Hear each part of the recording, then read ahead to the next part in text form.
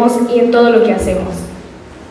Buenas tardes tengan autoridades, académicos, investigadores, estudiantes y público que nos acompaña el día de hoy. Mi nombre es Carla Sánchez y a nombre de la Universidad Nacional Autónoma de México, la Facultad de Ciencias y el Ateneo Nacional de la Juventud, les damos la más cordial bienvenida al primer Foro Joven de Ciencia, Divulgación de la Ciencia y su papel en la agenda pública. Este ha sido un esfuerzo de trabajo que conjuntamente logramos consolidar con otras instituciones, el cual tendrá 2 mesas de discusión. La primera de ellas lleva por título El mundo explicado con ciencia, a cargo del doctor José Luis Santiago Garduño, mientras que la segunda abordaremos el presupuesto destinado a la ciencia en México como gasto o inversión, a cargo de la doctora Cintia Reyes López. El presente foro tiene como objetivo acercar a las y los jóvenes con expertos de la ciencia para motivarlos e incentivarlos a continuar investigando y estudiando carreras afines a la ciencia, así como discutir la importancia de invertir en ella. El evento que hoy nos ocupa, además de disfrutarlo, esperamos que sea muy fructífero para cada una y uno de ustedes. Sin duda nos encontramos con personalidades que han hecho de la ciencia una de las temáticas más importantes para nuestro México en el siglo XXI. A través de su conocimiento, su experiencia, artículos, pero sobre todo la esencia que caracteriza a cada una y uno de ellos. Es por ello que el día de hoy tengo el honor de presentarles a nuestro panel inaugural. Está con nosotros la directora de la Facultad de Ciencias, bióloga, catedrática, investigadora y académica mexicana, la doctora Rosaura Ruiz Gutiérrez.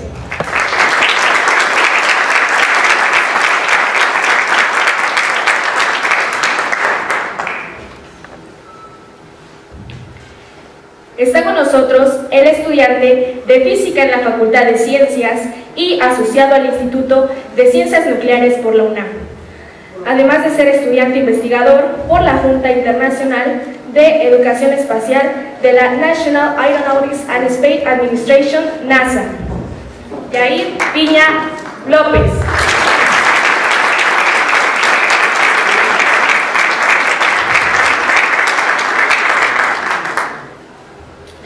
Astrónoma mexicana e investigadora emérita por la Universidad Nacional Autónoma de México y el Sistema Nacional de Investigadores, la doctora Silvia Torres Castilleja.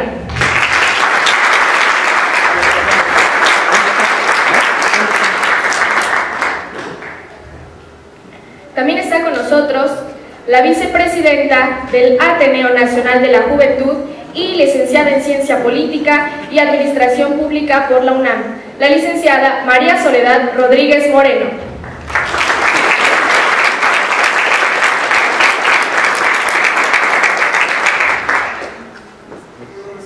Le damos la bienvenida también al investigador del Instituto de Ciencias Nucleares de la Universidad Nacional Autónoma de México, físico y doctor en Ciencias Químicas por la misma universidad, el doctor Epifanio Cruz Zaragoza.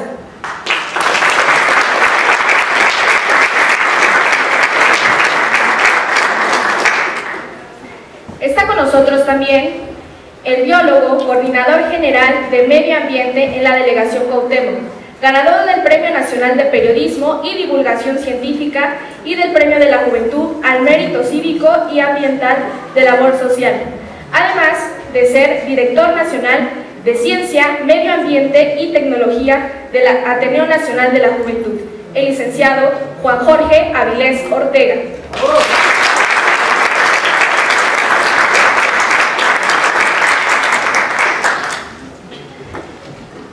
Está con nosotros la presidenta de la Sociedad Mexicana para la Divulgación de la Ciencia y la Técnica, ACE, además de ser catedrática en la propia Facultad de Ciencias, la maestra Patricia Magaña Rueda.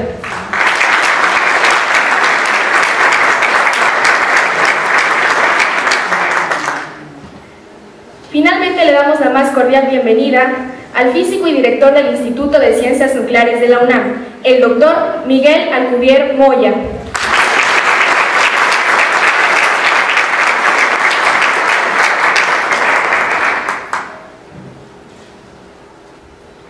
A continuación, tendremos la intervención de la doctora Rosaura Ruiz Gutiérrez. Buenas tardes todos y todos. En primer lugar, bienvenidos a la Facultad de Ciencias. Me da mucho gusto que hayan decidido estos jóvenes organizar aquí esta parte de ciencia. El Ateneo tiene muchas otras actividades que se explicaban en otros ámbitos. Ellos, por ejemplo, han recibido el Premio Nacional a la Juventud por la defensa de los derechos humanos de los jóvenes. Entonces, este grupo apartidista trabaja por ver qué posibilidades tienen los jóvenes en los diferentes ámbitos de la vida del país. Y en este caso, escogieron a la ciencia, a la divulgación de la ciencia, y por eso les doy la bienvenida yo, porque es en esta Facultad de Ciencias donde están llevando a cabo este evento, y además tienen invitados, como ustedes ya vieron, muy importantes, destacados científicos, varios de ellos egresados de la Facultad de Ciencias, creo que casi todos, o estudiantes, como en el caso de Jair. Miren, ya lo dijo Carla cuando empezó, la ciencia está en todo, y es la ciencia, el conocimiento en general es fundamental para el desarrollo de la humanidad. Desde que el ser humano existe, desde que Homo sapiens empezó a poblar la Tierra, hace, pues depende cómo consideremos a Homo, pero hace 1 millón de años, los primeros humanos empezaron a desarrollar el conocimiento sobre la naturaleza, sobre su entorno, y desde entonces creo que ellos aprendieron, y hemos ido aprendiendo los humanos con esto, la importancia de tener conocimiento de la naturaleza, que es lo que hacemos los científicos naturales. Yo creo que además el foro que están organizando aquí se refiere al papel de la divulgación de la ciencia. Indudablemente es fundamental. Yo les quiero dar un ejemplo ahora que está en el contexto actual de la vida de nuestro país, que es el del presidente Trump. Él sencillamente niega que el cambio climático existe. Ya, o sea, no tiene ni la menor idea, desgraciadamente, de lo que es ciencia y de cómo científicos de todo el mundo han llegado a la conclusión de que no solo de que hay cambio climático, que es un hecho observable, se ha visto cómo la temperatura de toda la Tierra está aumentando cada año, sino que esto es provocado por la actividad humana, por las empresas, por la contaminación, sobre todo por la producción de dióxido de carbono.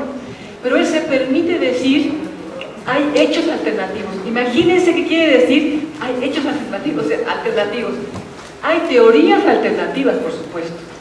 Hay interpretaciones alternativas, pero los hechos ahí están. El hecho de que la Tierra se está calentando.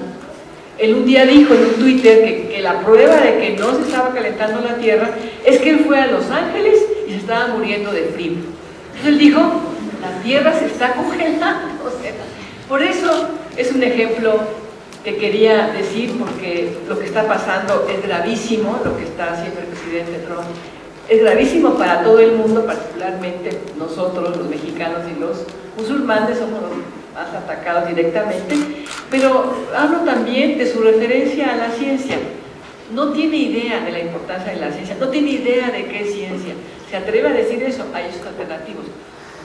Los hechos están ahí y nosotros tenemos que explicarlos, entenderlos, y eso es lo que hacemos los científicos. Por ejemplo, yo soy evolucionista y lo que los evolucionistas vemos es cómo se ha modificado la vida en la Tierra, cómo a partir de que surge la vida hace 3.800 millones de años empezó a diversificarse, a poblar todo el planeta, hasta que, por ejemplo, aparecieron una gran cantidad de especies de las plantas con flores, de los mamíferos, y particularmente apareció el Homo hace 1 millón de años, y hace 3 millones de años, por ejemplo, apareció la especie de Lucy, la famosísima Australopithecus afarensis, que vivió y que es nuestra ancestra, y que vivió más o menos hace 3.2 millones de años. En fin, los científicos tratamos de explicar, por ejemplo, en el caso de los que trabajamos evolución, cómo surgió esta especie de Australopithecus, y estudiamos si le dio origen o no a Homo, y no tenemos que utilizar ninguna causa sobrenatural para explicar por qué surgieron los seres vivos, ni por qué se diversificaron, ni por qué surgió Homo sapiens. No tenemos que hacer uso de ninguna religión, de ninguna idea extraña, de ninguna magia, solamente de las causas naturales que explican esos hechos. Y esos hechos no son alternativos. Lo que puede ser alternativo es el que haya explicaciones distintas sobre exactamente cuándo nombrar a un individuo, a un fósil como Homo sapiens. Puede haber diferencias ahí, pero no en el hecho de que apareció Homo sapiens. En fin, yo no soy parte del panel, aunque por lo que estoy diciendo podría parecer, pero a mí me invitaron a inaugurar este panel. Van a estar los científicos con ustedes explicando, pero sí quería hablar de esa importancia que tiene lo que hace estos jóvenes del Ateneo Nacional de la Juventud. Me da muchísimo gusto que organicen y que además quieran hablar con los científicos, cuando se dedican a producir conocimiento científico sobre la naturaleza de diferentes áreas, la física, la biología, la astronomía, la química, etcétera. Y también invitaron a jóvenes que están empezando, como Yair, que está empezando una carrera ya tempranamente exitosa de físico, y que platique con ustedes. La idea también es que platiquen con ustedes, y me importa mucho esa parte que les decía, el que quieran hablar también de la divulgación de la ciencia. Y ponía de ejemplo a Trump precisamente para que veamos lo que pasa cuando la gente ignora lo que es la ciencia. Se puede atrever a decir cosas tremendamente de una persona totalmente inculta, como eso, como que la Tierra se está congelando, el mar se está enfriando, cosas así, porque nunca seguramente ha visto, aparte de organizar el Miss Universo, no ha visto ni siquiera Discovery Channel para entender un poco qué es la ciencia. Y por eso la importancia de la ciencia, de la divulgación de la ciencia. No todo mundo tiene que ser científico, no todos necesitamos, todos los especialistas de todas las áreas en México y en el planeta, pero qué bueno que toda la gente tuviera una información científica fundamental, básica, de qué es la ciencia, de cómo trabajamos los científicos y de los principales conocimientos que los científicos de todo el mundo hemos aportado a la humanidad. Es fundamental. Por eso felicito la idea de invitar a científicos y a divulgadores de la ciencia. Todos ellos, además de ser científicos, tratan, algunos con mucho éxito, como Patti, como Silvia Torres, que está pasando conferencias, también el doctor Alcubierre, pero también que entiendan ustedes la importancia de que cada uno de ustedes tenga bases elementales, si quieren, de la ciencia en general, de la química, de la física, de la biología, etcétera, de la ciencia de la Tierra, por supuesto. Eso me parece que es un gran logro de estos chicos. Qué bueno que ustedes están aquí, y yo felicito ampliamente a los organizadores y cuente con el apoyo de la facultad cuando quieran hacer actividades de este estilo para promover que los científicos ya consolidados como los que están aquí, los jóvenes que están empezando, se dirijan a públicos como ustedes. Muchísimas gracias por invitarnos a la Facultad de Ciencias. Yo declaro inaugurado el foro de ciencia y divulgación de la ciencia que organiza el Ateneo Nacional de la Juventud. Sin más formalidad, lo declaro inaugurado y les pido que sigan con este evento. Yo me retiro porque tengo consejo técnico en la Facultad de Ciencias, pero los dejo con gente muy experta en los temas que van a tratar. Muchas gracias.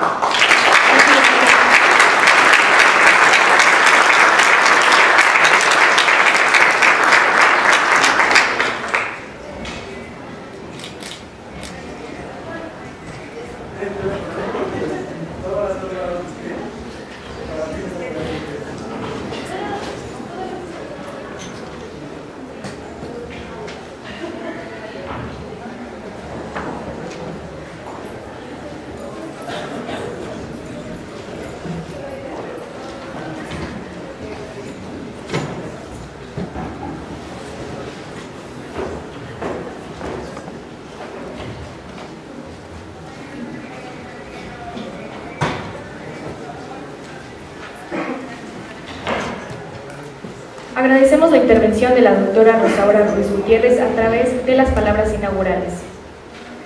A continuación, la licenciada María Soledad Rodríguez Moreno nos dirigirá unas palabras de bienvenida.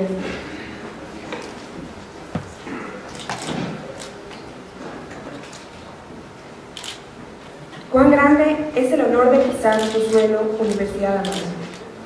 Qué honra estar en la gloriosa Facultad de Ciencias, cuna del progreso. Qué delicia exponer en el auditorio Alberto Barajas Celis, bastión de la organización universitaria y de la educación pública.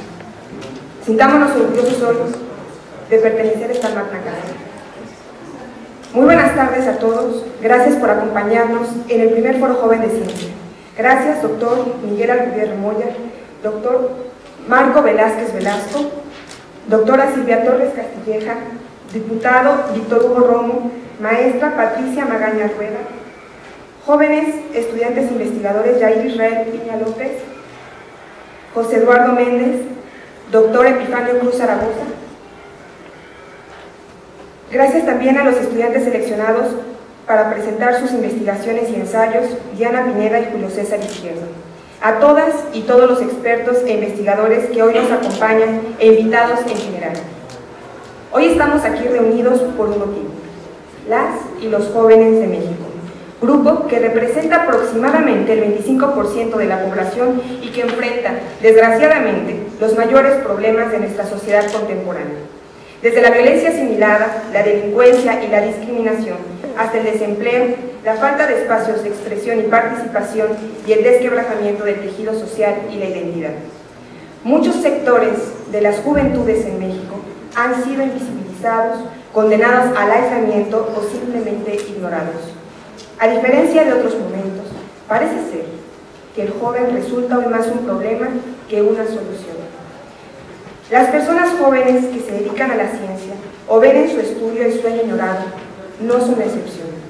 Desafortunadamente, los apoyos que se brindan para estos jóvenes son insuficientes y el entorno en el que se desarrollan llega a ser en muchos casos hostil y desesperanzador.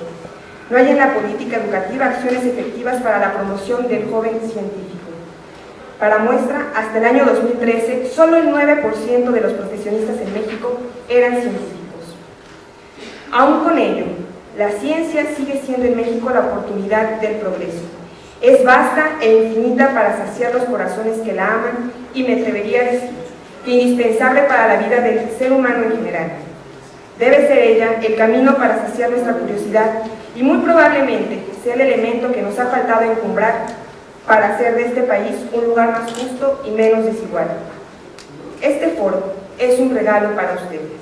De alguna manera, el doctor Miguel Alcubierre, la doctora Silvia Torres, el doctor Epifanio Cruz, el doctor Marco Velasco, la doctora Torres y todos los que participan de este evento les han obsequiado este día. El objetivo es muy sencillo: romper la barrera entre el experto y el principiante para brindar una oportunidad a los jóvenes de exponer sus investigaciones y trabajos junto a los grandes.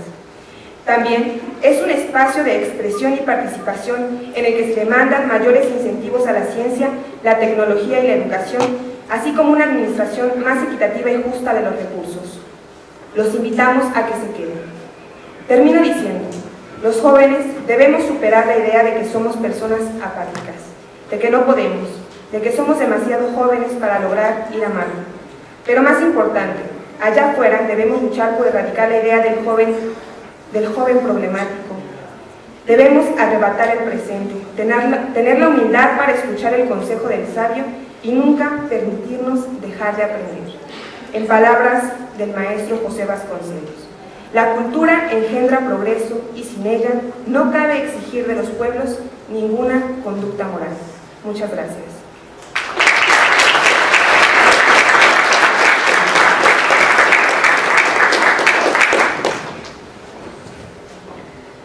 Agradecemos las grandes palabras de la licenciada María Soledad Rodríguez Moreno. A continuación, tendremos un mensaje del licenciado Juan Jorge Avilés Ortega.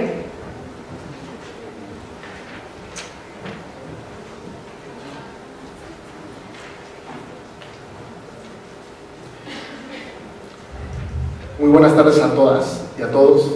El día de hoy, para el Ateneo Nacional de la Juventud, Asociación Civil, es un día de fiesta. ¿Por qué? Porque con este primer Foro Joven de Ciencia damos la bienvenida y la apertura precisamente a la ciencia en esta asociación. Yo les voy a platicar sobre qué es la divulgación de la ciencia. pero sobre todo les voy a platicar mi experiencia de hace 12 años, precisamente, cuando yo pisé por primera vez esta honorable Facultad de Ciencias, cuando fui electo precisamente como aspirante a la carrera de Biología. ¿Cómo no poder olvidar un agosto del 2005, donde me acerqué por primera vez a un edificio que decía Tlahuizcalpan, y podía ver debajo de él, entre paréntesis, una frase que decía: el lugar donde nace la luz. En ese entonces no comprendía qué significaba eso.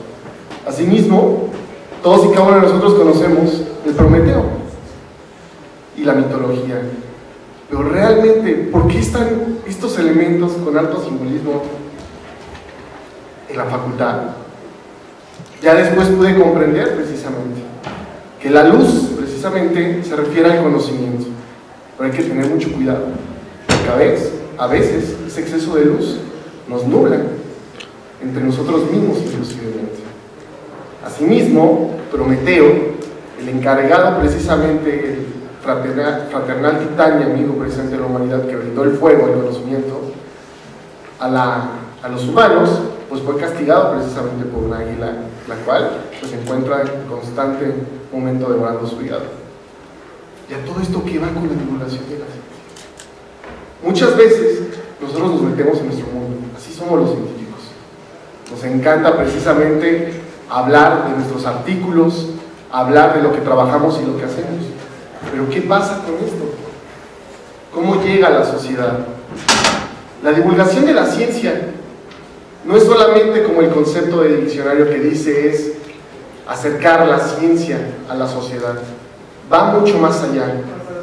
La divulgación de la ciencia es no solamente el enamorar a nuestro lector, a nuestro oyente, sino que va precisamente en el causar conciencia y transformar precisamente la esencia de esa duda, de decir, eso se aplica a nuestra sociedad.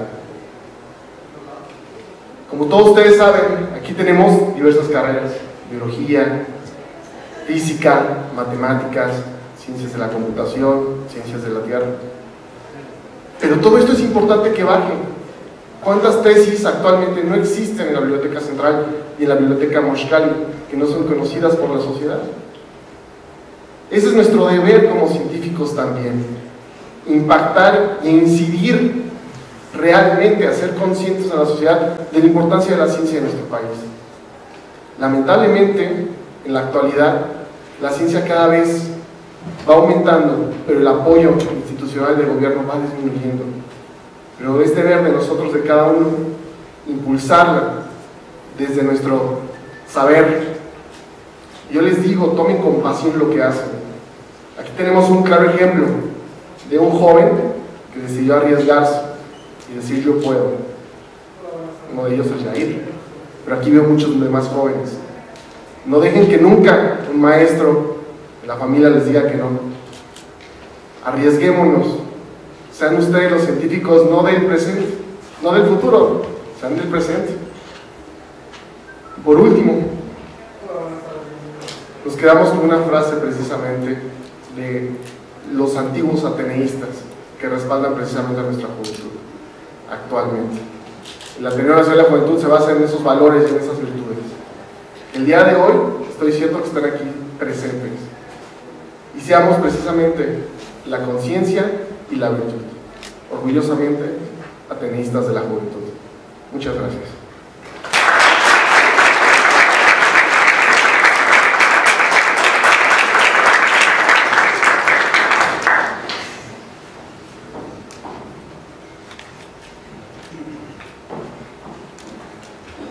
Agradecemos las intervenciones que tuvimos dentro de nuestro panel inaugural y desde luego invitarlos a que disfruten este evento que es realizado con mucho cariño, con mucho amor a todos ustedes y que es fruto del esfuerzo de la Universidad Nacional Autónoma de México, la Facultad de Ciencias y el Ateneo Nacional de la Juventud.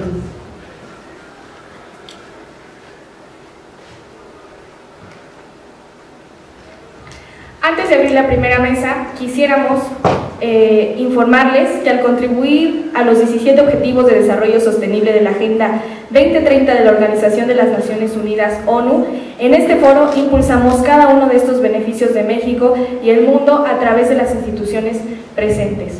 Vamos a tener un pequeño minuto para entrar a nuestra primera mesa. Les invitamos a que permanezcan en su lugar y atentos a las sorpresas que hay para ustedes. Gracias.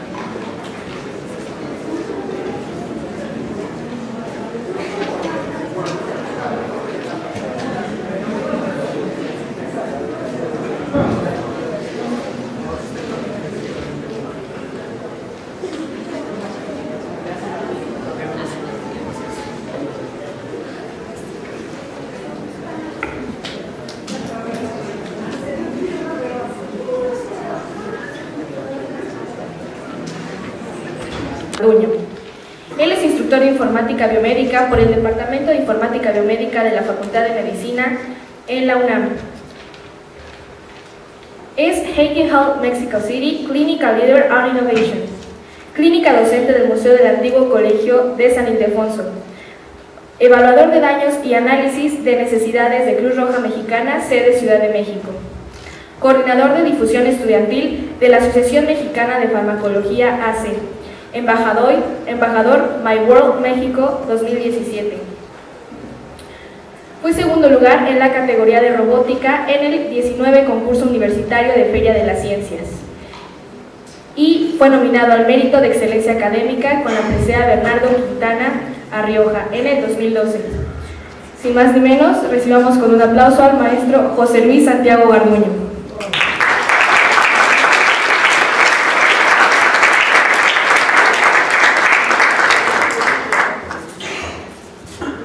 Muy buenas tardes a todos. Es un honor estar con todos ustedes en esta mesa y quisiera realmente comenzar con una frase que ahorita en el camino que venía me trajo mucha colación y dice más o menos así: he sido un niño pequeño que jugando en la playa encontraba de tarde en tarde un carro más fino o una concha más bonita de lo normal. El océano de la verdad se extendía inexplorado delante de mí. Isaac Newton. Y yo creo que hoy somos como esos jóvenes detrás de esa playa explorando, ¿no?, este universo, explorando el nuevo conocimiento. Y por ahí diría una frase igual de cuando hay una pregunta, una duda, la ciencia sonríe. Entonces, sin más preámbulos, quisiera presentar el honorable panel que se encuentra aquí. Quisiera que cada uno hasta el final que los mencione se le otorgue un fuerte aplauso, por favor. Por primera instancia tenemos al doctor Marco Velasco Velázquez, posteriormente al joven investigador Yair Israel Piña, el estudiante Julio César Azuara, al doctor Miguel Alcubierre Moya, al doctor Epifanio Cruz Zaragoza, al cual les pido un fuerte aplauso, por favor.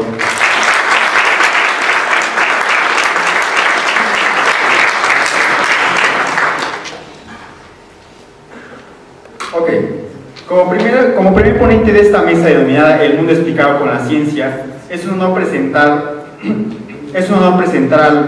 al doctor Marco Antonio Velázquez, al doctor Marco Antonio Velasco Velázquez.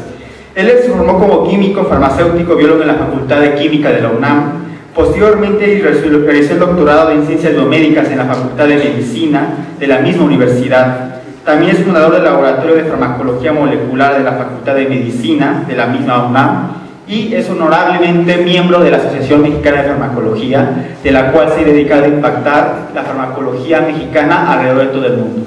Entonces yo los dejo con el doctor para que nos dé brevemente su ponencia. Cabe mencionar que le digo a los ponentes, contamos con 20 minutos para cada ponencia. Yo les voy a mostrar en este caso unas tarjetitas. Esas tarjetitas van a indicar aproximadamente cuando falten, en este caso 5 minutos, en este caso la tarjeta amarilla, y cuando falten 3, para que se vayan anticipando y vayan haciendo su cierre, ¿ok? Al final de cada uno de los ponentes que pasen, vamos a tener una sesión de preguntas y respuestas correspondidamente, ¿ok? Entonces yo invito al doctor Marco a que pase, por favor, con un fuerte aplauso.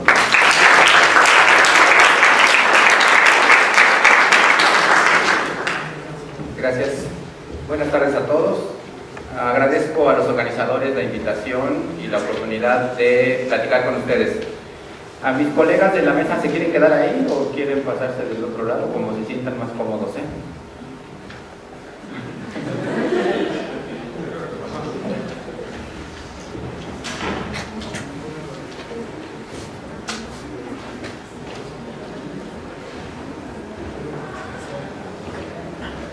Bueno, yo soy farmacólogo, entonces he titulado esta ponencia Mi medicina tiene una proteína, para transmitirles la idea de que quizá es algo que no debería estar ahí, pero espero que al final de esos 15 minutos podamos tener claro si debiera o no debiera estar ahí.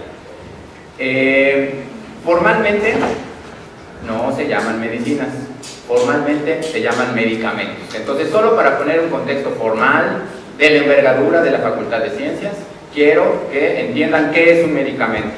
Y un medicamento tiene una definición normativa, no es algo que esté sujeto a interpretación. Un medicamento es toda sustancia o mezcla de sustancias de origen natural o sintético que tiene efecto terapéutico, es decir, sirve para curar. Todos sabíamos eso, las medicinas sirven para curar, pero tiene características adicionales. Se presenta en una forma farmacéutica y se puede identificar por sus actividades farmacológicas, sus características físicas, químicas y biológicas. Entonces, para efectos de esta plática, no vamos a hablar de medicinas. Tampoco vamos a hablar de medicamentos. Los medicamentos, dijimos, son los que compramos en la farmacia. Entonces, de lo que vamos a hablar es de fármacos. Fármacos de naturaleza proteica. Ajá. Y entonces, para empezar a hablar de fármacos y sentar un contexto, quiero que piensen cuáles son los fármacos que mejor conocen. De acuerdo a sus experiencias, ustedes podrán decirme aspirina, penicilina. Entonces, tomé un ejemplo aleatorio que es cuáles son los que más se prescriben en Estados Unidos. Y estos son los 5 primeros fármacos de acuerdo a la frecuencia de prescripción. Vean por favor que tienen diferentes aplicaciones terapéuticas, es decir, no tienen un uso común.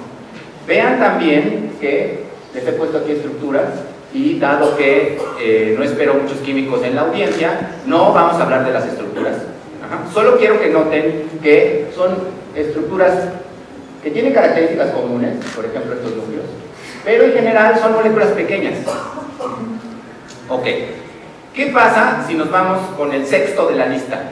El sexto fármaco más prescrito es insulina, y la insulina tiene una naturaleza diferente. La naturaleza es una hormona, es decir, existe en el organismo, y su naturaleza química es peptídica. Entonces, aun cuando no sean químicos o tengamos gente que no es bióloga aquí, todos pasaron por el kinder y saben que las proteínas son una de las biomoléculas que constituyen a las células, son fundamentales para la vida y que están hechas de pedacitos que se llaman aminoácidos, que provienen de la dieta. Esos aminoácidos se unen para formar cadenas peptídicas y esas cadenas peptídicas se organizan estructuralmente para formar proteínas, y esas proteínas son las que ejercen diferentes funciones en la célula. La insulina es una proteína bien sencillita, es una proteína corta, es decir, tiene pocos aminoácidos en su cadena, y dado que es una proteína, tiene que provenir de un sistema biológico. Entonces, desde inicios del siglo pasado, Best y Banting identificaron que para aquellos pacientes que tienen deficiencia de insulina, es decir, para tratar una enfermedad, podríamos conseguir insulina de otro organismo. Entonces empezaron a extraer insulina de páncreas de cerdos y de vacas, y entonces la insulina fue uno de los primeros fármacos de origen biológico. Se obtenía de un ente biológico. Ok, pero eso es historia del siglo pasado, ¿no? Entonces vámonos a cosas más recientes. El axioma central de la biología molecular dice que para que exista una proteína, tiene que haber un RNA mensajero, un ácido nucleico mensajero, y que esa información del mensajero está contenida dentro de las moléculas de DNA. Entonces, igual, todos en el kinder les dijeron 5 planas de el DNA contiene la información genética de los organismos. ¿Okay? Entonces, ¿qué pasaría si pudiéramos tener el gen que codifica para la insulina? Peor aún, ¿qué pasaría si pudiéramos tener ese gen y meterlo en un organismo que artificialmente produzca la insulina? Esos organismos a los cuales les metemos un gen que no es parte de su genoma son organismos transgénicos. Esos son los famosos transgénicos. Tienen una cosa que no deberían tener en la información genética. Ajá. Estos transgénicos tienen importancia terapéutica, no son los jitomates que compran en el mercado o el maíz. No quiero hablar de transgénicos, no quiero generar controversia. Estos tienen aplicación terapéutica. ¿Por qué? Porque me permiten producir insulina humana, que es de mejor calidad y además se obtiene en un proceso más controlado que cuando se sacaba de cerdos y vacas. En este descubrimiento participó el científico mexicano Francisco Bolívar Zapata cuando trabajaba para la empresa Gentech a finales de los 70. Historia vieja todavía. Ya platícanos algo bueno, ¿no? Bueno, regresamos al futuro. Hoy, ¿cómo es la naturaleza de los fármacos que están en el mercado? ¿Qué creen? La mayoría son moléculas chiquitas, farmacoquímicos, y unos poquitos son biotecnológicos, que son justo los que acabo de platicar antes, ¿no? Que se producen en organismos transgénicos y que son de naturaleza proteica. Unos poquitos, y entonces si son unos poquitos, ¿por qué insisten en hablarnos de esto? A nadie le interesa. Bueno, el objetivo de esta plática es que se den cuenta que hay razones por las cuales quiero que entiendan esto. Uno, son importantes en el mercado. Dentro de los 10 fármacos en Estados Unidos que generan más ganancias por las ventas, tenemos 4 diferentes biotecnológicos. Entonces, y en total, ese pedacito del pastel que vieron ustedes representa el 50% de todas las ventas de medicamentos. Entonces, ¿se venden más o son más caros? Creo que la segunda opción es correcta. Son mucho más caros y por lo tanto generan más, mueven más dinero. Ok. Listo. Son más caros. Y me salgo un poquito de la ciencia para traer algo que ustedes ya saben, ¿no? Lo que están viendo es una imagen de la página web del Financiero, pero en cualquier diario salió lo mismo. Hubo medicamentos que se compraron en Veracruz, o bueno, presuntamente, no me vayan a acusar luego de que estoy dando noticias falsas, que presuntamente se compraron y que no tenían en realidad el fármaco, el principio activo. Bueno, esos medicamentos eran medicamentos de naturaleza proteica, en realidad son anticuerpos y como son muy caros, pues por eso son atractivos a nuestros colegas ladroncillos, ¿no? Porque es fácil obtener ganancias vendiendo poco medicamento. Entonces, esa es una de las razones por las cuales trataron de vender esto y no compraron aspirinas. ¿Me explico? Ahora, esto no tiene nada que ver con la ciencia. Esto tiene que ver con la corrupción nacional y no voy a hablar de eso, este no es el foro, ¿de acuerdo? Entonces, ahora sí, regreso a la ciencia.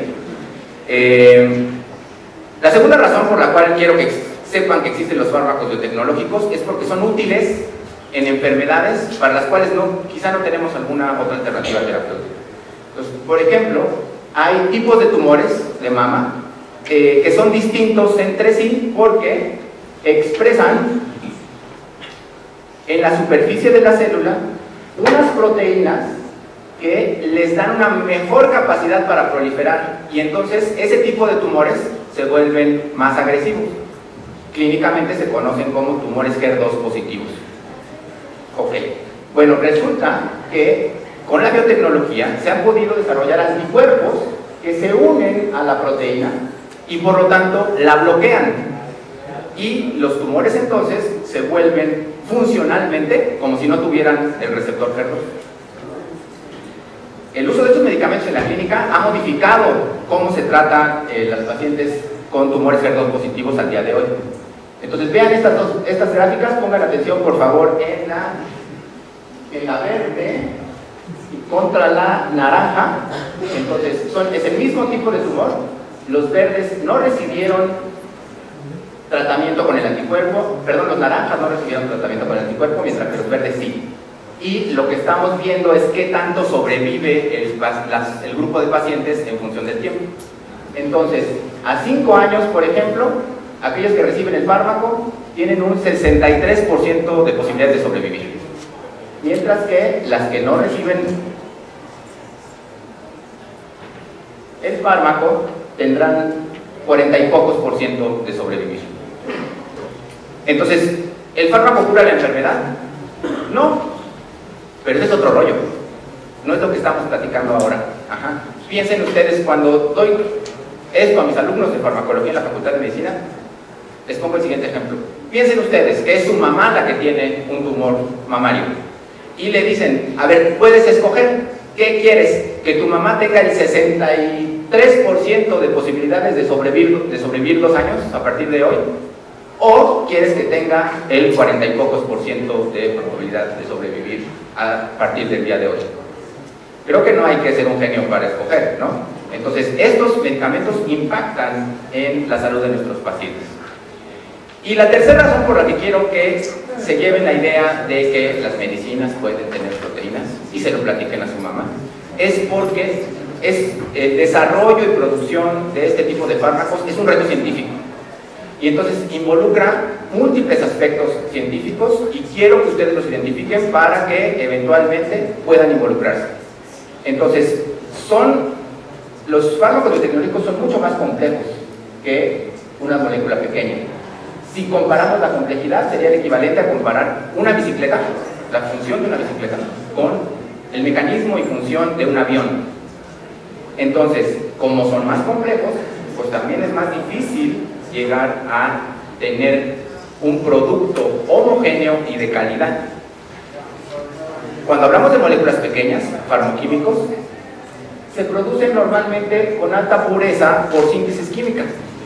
Entonces, el paso limitante es obtener una vía de síntesis. Una vez que la tengo, puedo obtener el compuesto puro, y si puedo obtener el compuesto puro, voy a tener los atributos que necesito en el medicamento donde está este fármaco, que son efectividad, es decir, que haga lo que dice que iba a hacer; calidad, es decir, que siempre el medicamento se comporte igual; y 3, seguridad, es decir, que no produzca efectos dañinos. En el caso de los fármacos biotecnológicos, dado que se producen en células, el sistema de producción es bastante más complejo, porque el sistema de producción genera impurezas. Es más, el fármaco, la molécula es tan compleja que ella misma puede ser una impureza. Me explico. Yo les he hablado de la fracción proteica de un anticuerpo, pero esta fracción proteica puede conjugarse con carbohidratos, y el patrón con el que se conjuga con carbohidratos es relevante para la función biológica de la molécula.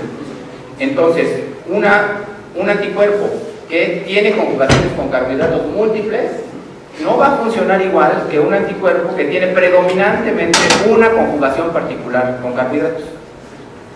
Solo cuando se logran solventar estos problemas es que puedo tener un medicamento que cumpla con las características que acabamos de decir, que son las que necesitamos de cualquier medicamento.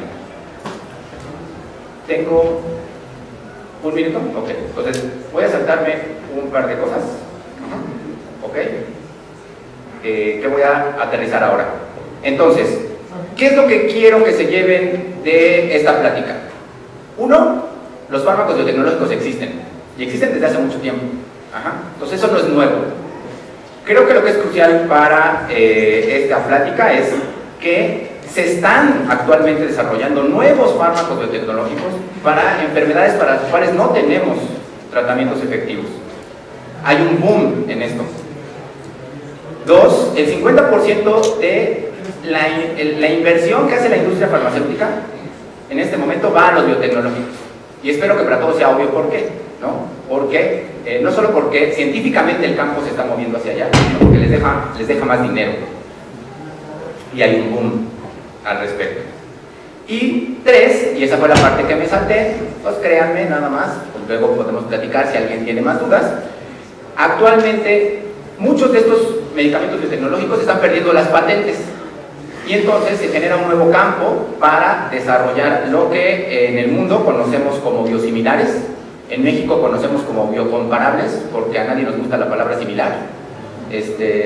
Lo que significa es que tienen que ser productos de otra compañía, pero que cumplan exactamente con los mismos atributos de eficacia, calidad y seguridad, y por lo tanto pueda un paciente recibir un día fármaco de la compañía A y otro día el mismo fármaco pero de la compañía B. Ok, y quiero cerrar abriendo el espectro de dónde ustedes que están interesados en la ciencia pueden incidir en esta cadena. Uno, en la investigación y desarrollo. Es obvio por qué, los que estudian biología, química, pero también los que estudian ciencias genéticas, los que estudian físico-química, porque necesitamos saber cuál es la estructura de una proteína, los que estudian bioinformática o informática, porque son moléculas tan complejas que no las podemos analizar a ojo, necesitamos softwares, programas computacionales para poderlos analizar. También pueden participar en los procesos de fabricación, esto es predominantemente para químicos, ingenieros industriales. La industria farmacéutica necesita la ciencia y necesita científicos que estén ahí. También podemos participar en la investigación clínica de estos medicamentos, médicos, enfermeras, veterinarios, ¿no? También hay medicamentos biotecnológicos para animales. Por supuesto, las agencias regulatorias y el control de la propiedad industrial abre la puerta para que abogados participen en estos procesos. Y finalmente, tiene que haber alguien que desarrolle las empresas de base tecnológica. Entonces, si no sienten que la ciencia es el camino a seguir, ustedes lo que quieren es hacer dinero y casarse con la hija de Slim, está muy bien. Aún así, pueden retribuir a su país, por ejemplo, desarrollando nuevas empresas que tengan la oportunidad de hacer todo lo que está listado arriba. Esta es mi última diapositiva, les agradezco mucho su atención.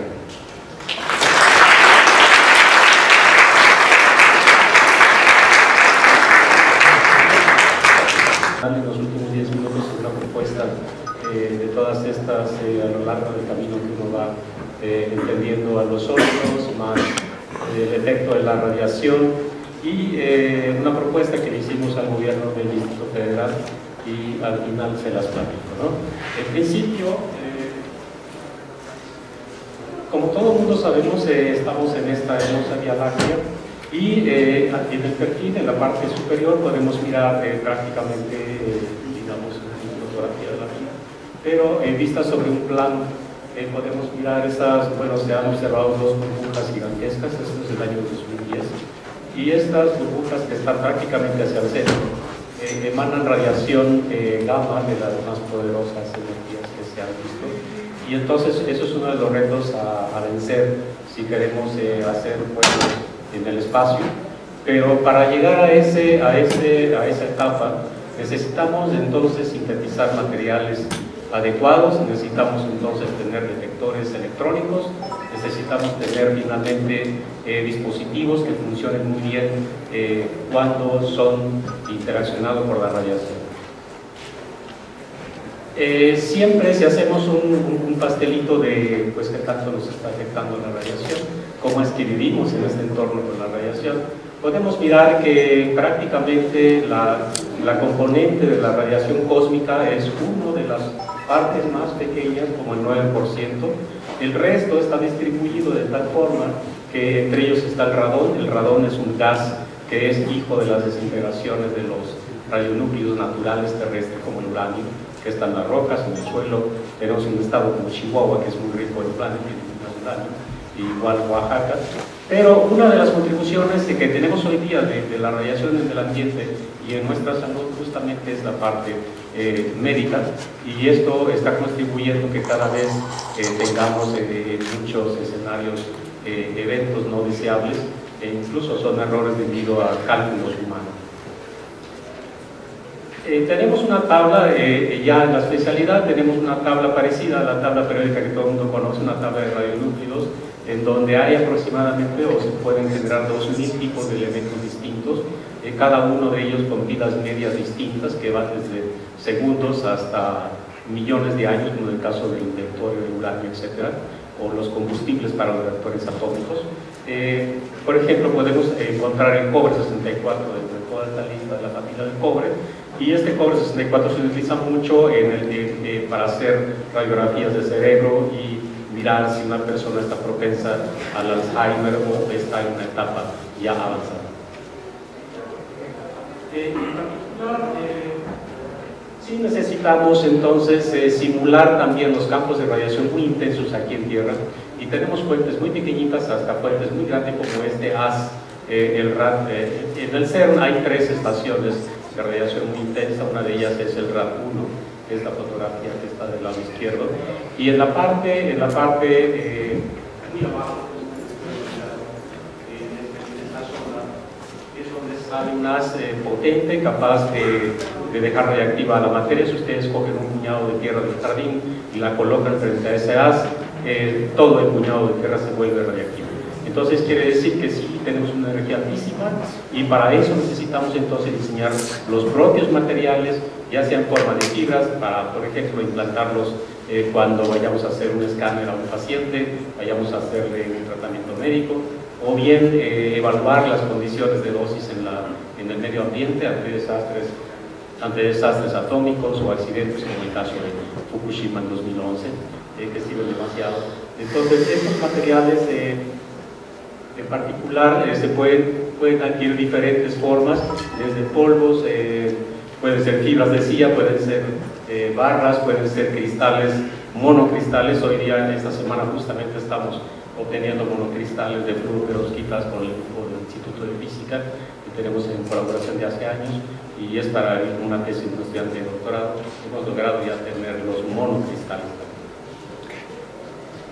Siempre modulamos al cuerpo humano porque tenemos un gran porcentaje de agua, y hacemos este tipo de fantomas. Esto es un recipiente con agua en donde incidimos la radiación y sabemos más o menos el perfil de cómo puede penetrar la radiación en ese medio, y echamos mano de lo que todo el mundo conoce aquí en la facultad. Si han llevado estado sólido o lo van a llevar en algún momento, siempre decimos que nos abocamos o invocamos la teoría de bandas, la teoría clásica. La podemos hacer tan complicada y escribir las ecuaciones completas tanto como querramos, pero siempre si acercamos un átomo, este átomo siempre va a tener subniveles muy discretos.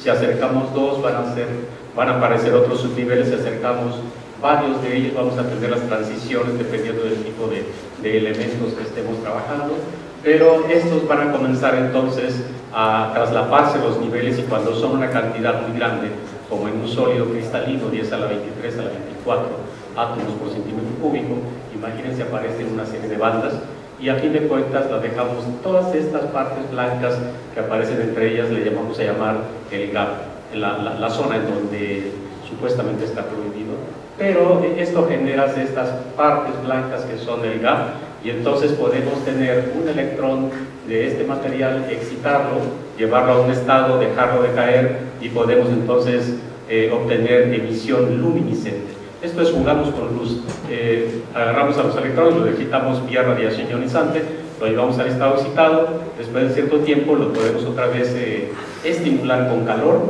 lo que se conoce como termoluminiscencia, o estimularlo con luz, lo que se conoce como luminiscencia ópticamente estimulada, y podemos entonces decidir, analizando la respuesta del material, si este material estuvo expuesto a un campo de radiación intenso, menos intenso, muy bajo, o el medio ambiente, o en un paciente, ¿verdad? Entonces sí podríamos determinar, eso está directamente relacionado con la dosis que se deposita en el material, la cantidad de defectos que producimos, y entonces decimos que efectivamente acumuló cierta dosis y podemos rediseñar los materiales también.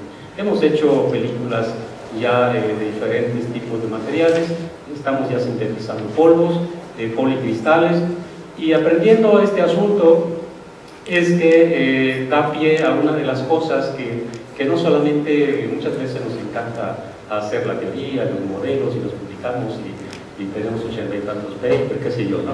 Pero el asunto es cómo aterrizamos este conocimiento que vamos haciendo en nuestro laboratorio con nuestros estudiantes, con nuestros colegas, o los intercambios. Una de las cuestiones fue, en el instituto tenemos un irradiador, y este irradiador da servicio a la industria, que aquí está el director, puede contar mejor que yo ahora. Y entonces a este irradiador llegan infinidad de productos. El industrial paga por ese servicio de sanitización para eliminar gérmenes, patógenos, ese es el objetivo, y alargar la vida de anaquel de algunos productos comestibles. Y entonces empezamos a mirar que traían parte orgánica y la parte inorgánica de este tipo de productos, y si quitamos la parte inorgánica, en realidad es un sólido. Y como podríamos saber la teoría del sólido y empezar a hacer las cosas, entonces nos dimos a la tarea de ver cuándo podríamos detectar un alimento que había pasado por radiación para fines de sanitización. Y podríamos hacer dosimetría retrospectiva, esto es, para determinar las dosis. Hoy día tenemos un proyecto con grupos europeos en donde estamos trabajando, principalmente objetos personales, por ejemplo los botones de las camisas, el cabello, la carátula del reloj que cualquiera de ustedes puede traer, la pantalla del celular que todo el mundo tiene hoy día, la suela del zapato, el polvo que tienen los zapatos, etc. ¿Esto por qué razón? Porque siempre pasamos, muchas veces pasamos por los escáneres de los aeropuertos y no sabemos qué dosis tenemos, nos podemos ver envueltos en un evento nuclear y entonces tampoco sabríamos qué dosis tenemos porque es un accidente. Podemos sobrepasar una dosis en el hospital, pero esto va tendiendo a tener un proyecto muy largo y determinar dosis retrospectiva. Y esto es posible gracias con la teoría que está conocida, ¿no? Y entonces, si me permiten, por el tiempo voy a pasar a la propuesta que habíamos hecho al gobierno del Distrito Federal. Voy a saltarme una cantidad de imágenes.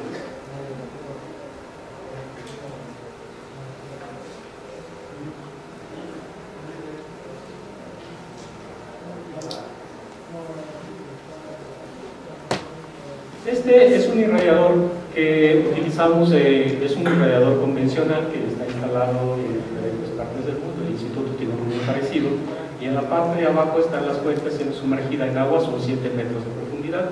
Este es el efecto Cherenkov para un irradiador de 4 millones de curies. Este irradiador es pequeño, tiene 100.000 curies el año pasado.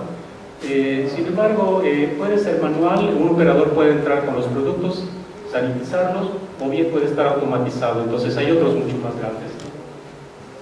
Este es otro también moderno, de los más nuevos que hay en el mundo. Hay esta cantidad de irradiadores, alrededor de 160 irradiadores, y curiosamente lo tiene una empresa que se llama Nordion en Canadá. Ustedes pueden entrar a la página y buscarla, ahí hay muchísima información.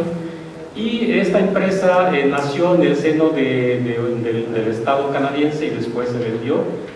La corrupción que siempre nos ha pegado en el país, en Canadá es mucho menos, y entonces lo vendieron muy bien. Hoy día es una empresa enorme, es propietaria de reactores atómicos, tiene este tipo de irradiadores vendiéndolo en el mundo, le da asesoría a Alemania, Inglaterra, Francia, etcétera, etcétera, y recaba $4 millones solamente de ganancias por mes. Entonces esto es una cifra altísima. Este es un irradiador comercial en donde prácticamente los productos se pueden sanitizar, entrar, regresar y se pueden entregar al proveedor y después al consumidor. En México tenemos el problema de la sanitización y en realidad creo yo que el problema fundamental es cómo educar a nuestros consumidores o nosotros mismos qué estamos consumiendo. Muchos de nuestros productos son gaseados por gases que están prohibidos en la Comunidad Europea hoy día y está probado que son efectivamente mucho menos. Y entonces lo vendieron muy bien. Hoy día es una empresa enorme, es propietaria de reactores atómicos, tiene este tipo de irradiadores vendiéndolo en el mundo, le da asesoría a Alemania, Inglaterra, Francia, etcétera, etcétera, y recaba $4 millones solamente de ganancias por mes. Entonces esto es una cifra altísima. Ese es un irradiador comercial en donde prácticamente los productos se pueden sanitizar, entrar, regresar y se pueden entregar al proveedor y después al consumidor. En México tenemos el problema de la sanitización y en realidad creo yo que el problema fundamental es cómo educar a nuestros consumidores o nosotros mismos. ¿Qué estamos consumiendo? Muchos de nuestros productos son gaseados por gases que están prohibidos en la Comunidad Europea hoy día y está probado que son efectivamente cancerígenos. En México seguimos consumiendo 14.000, bueno, se irradian apenas 14.000 toneladas de productos por año en este país y ojalá en los próximos 10 años estas cifras se dupliquen, pero con la idea de mejorar la sanitización y que la gente no se esté muriendo de cáncer. Yo no digo que eso sea la causa única, si no se sabe la causa fundamental, pero esto sí puede estar incidiendo muchísimo en la enfermedad. Se han utilizado los gases como una forma, los gases que están prohibidos son muy nocivos al medio ambiente, algunos atacan a la capa de ozono. Otro método es utilizar los haces de electrones y también la radiación como la gamma, por ejemplo. Los de cesio son menos usados porque tienen la mitad de energía que las gamma y cobalto. Y entonces los tratamientos tecnológicos para los alimentos que quisiéramos aterrizarlo más hacia la sociedad que tuviera una ganancia neta. Tiene que ver con estas máquinas nuevas que son generadores de rayos X.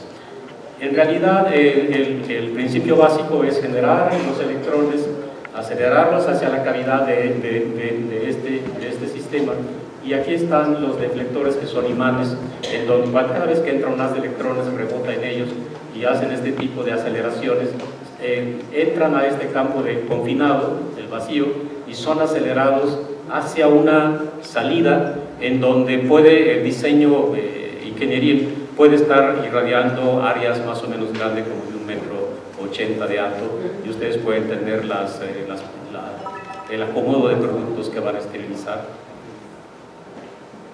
Si comparamos entre ellos cuál de esas máquinas son mejores, como siempre una cosa por otra, pero incluso la máquina con rayos X es está siendo cada vez más eficiente que usando fotones gamma.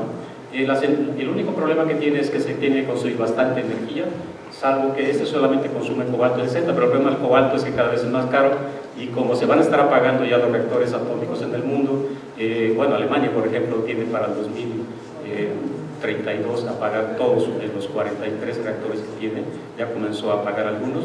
Eso va a generar la carencia de material radiactivo cada vez más.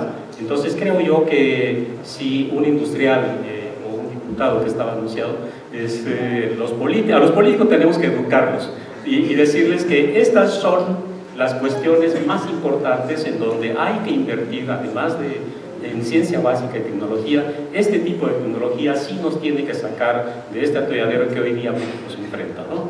Pero este tipo de máquinas, en la parte práctica, ustedes pueden mirar el acelerador, que es un Rodotrón, es un equipo que cabe solamente en un área de casi 3 metros por 3 metros, son muy compactos.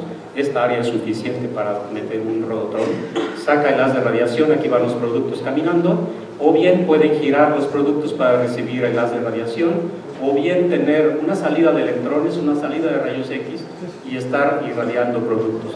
Entonces es como una banda de tortillas en donde la gente está sacando prácticamente productos sanitizados sin usar una sola gota de gas.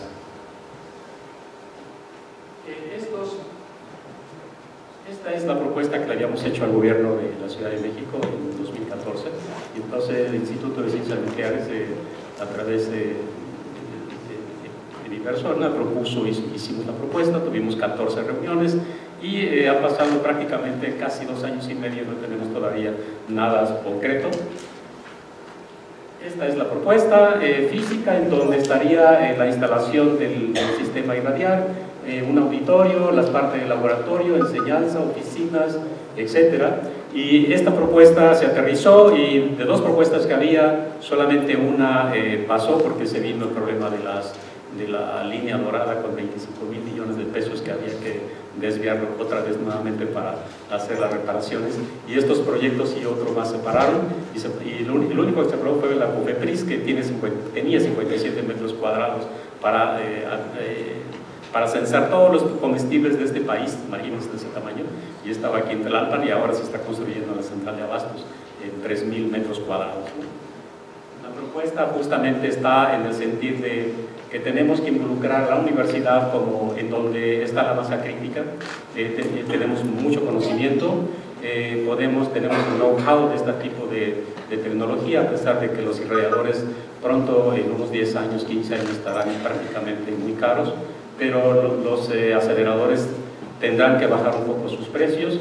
Tenemos que involucrar al gobierno, sobre todo en la parte de logística de seguridad, porque la propuesta era meterlo justamente en la central de abastos. La central de abastos tiene dos áreas de 5.000 y 10.000 metros cuadrados y no están utilizadas. Hay tubería de PEMES y CFE que se puede mover, eso ya se hizo un estudio, y yo esperaría que la misma iniciativa privada también pudiera estar. Esto es una especie de consorcio tripartita en donde la misma universidad tuviera la mano dentro, porque es curioso, la UNAM tiene una credibilidad muy alta en la sociedad, y yo creo que una propuesta que parta de nuestro seno hacia la parte de afuera, creo yo que sería muy bienvenida, muy bien vista, y no solamente resolveríamos un problema de la educación en el área, no solamente de la parte efectos de radiación, sino vendrían proyectos de medicina, los biomédicos, pruebas de fármacos, vendrían cantidad de cosas. Les cuento rapidísimo que uno de los trabajos que hizo el grupo de Soberón Mainero en Cuernavaca fue justamente gracias a que reventamos moléculas del veneno de las serpientes, que son moléculas gigantescas,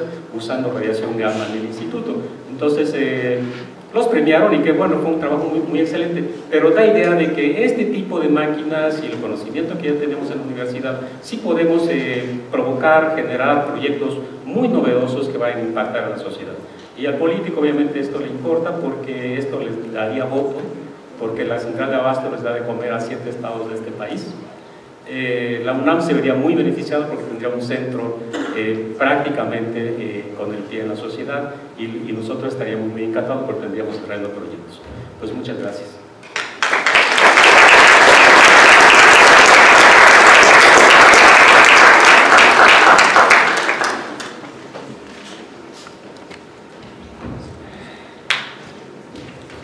Otro fuerte aplauso, por favor, al doctor Epifanio Cruz.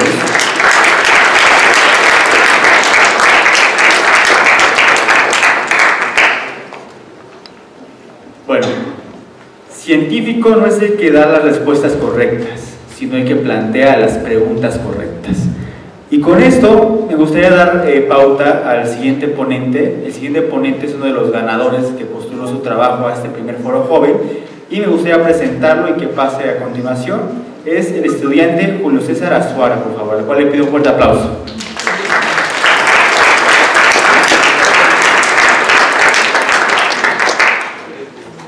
Julio César, te recordamos 20 minutos para exponer. Ya sabes, tarjetita amarilla, es que te quedan 5, tarjeta roja, que te faltan 3. ¿Ok? Sin ningún problema. Entonces, adelante, todo tuyo el público.